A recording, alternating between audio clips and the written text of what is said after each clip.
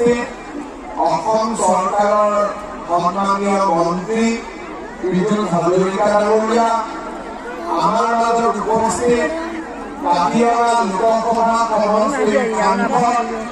কামাখ্যা প্ৰসাদ দাসা ডাঙৰীয়া, বৰহমপুৰ সমষ্টিৰ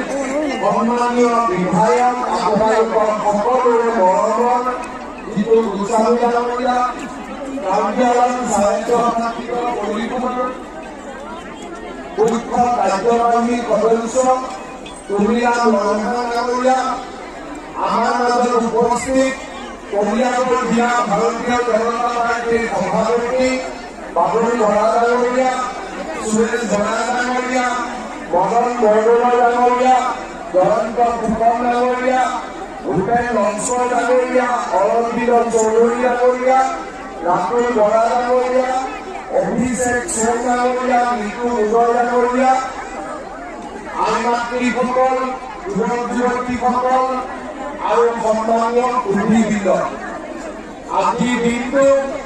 বৰহমপুৰ সমষ্টিৰ ৰাইজৰ বাবে, বিশেষকৈ কামপুৰৰ ৰাইজৰ বাবে সঁচাকৈ এটা উল্লেখযোগ্য দিন। আমাৰ স্মৃতিৰ পৰিধি 1958 চনলৈ ঘূৰি যাব।